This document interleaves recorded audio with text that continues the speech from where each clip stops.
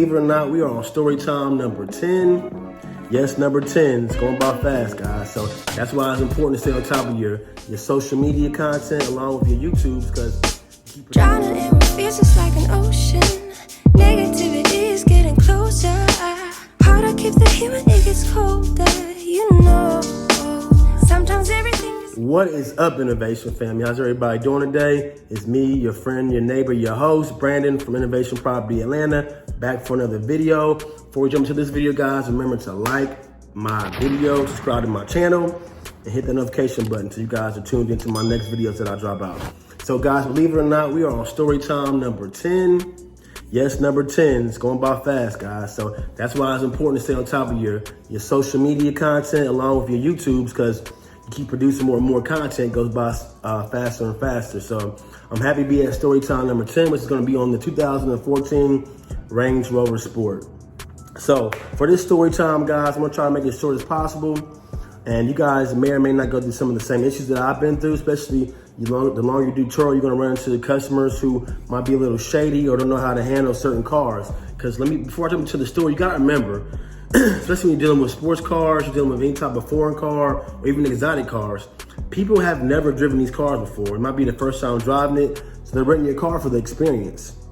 So the Range Rover, like any other car, it's a European vehicle, so they're not cheap to fix. They're pretty expensive. If you guys don't think about Range Rovers, they break easily, so it's pretty common to be in the shop I have Range Rover in the shop for a couple months at a time, whether that be engine issues, transmission issues, whatever. They're not really known for liability. So the 14 Range Rover, this happened 2 years ago, and I'm sure I already told the story before, but I want to break it down. 2 years ago, I rented it out to this young lady. She wanted to rent the car for like a week. Seemed like a nice lady, everything checked out again with the IDs. There's no problem there as far as identification theft, nothing like that. So she called me one Saturday and told me that she was on the highway. She pulled over because the car was overheating. So I told her, okay, cool. Because, you know, it's going to happen. As a host, you never know when your car is going to overheat, whether that be a water pump, a radiator brake, or a hose brake. It's going to happen. Cars overheat, especially in the summertime, AC's going, and, you know, it's a car. So water pumps get old, they start leaking. So I told her, okay, pull over, make sure you're safe, pull over on the safe street or safe side of the road. We'll go ahead and get a tow truck. She agreed, cool, no problem. So she called me back 10 minutes later and told me that she doesn't feel safe. She's in a rough part of town. People are looking at her. So she's gonna go ahead and move the car and try to drive it down the street. I told her, I don't think that's a good idea to move a hot car that's been overheated down the street. If you could, leave it where it's at. Did she listen? No.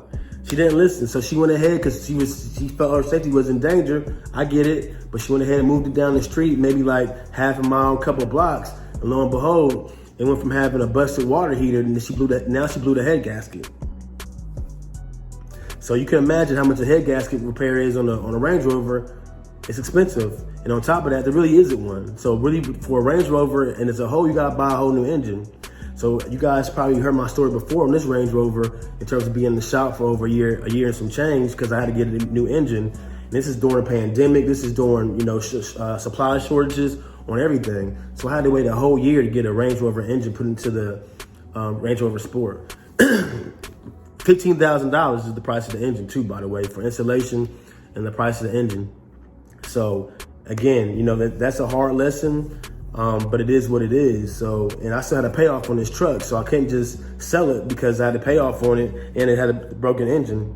So I went ahead, took the loss, and got the engine fixed, guys. Now my wife's driving it as a daily driver, and it rides good. There's no problems. But I guess goes to show you how much money and time can you put into a car where you had intentions of making money off of it, but all of a sudden you deal with a customer who doesn't know how to do a foreign car or just listen to your directions, and this happens.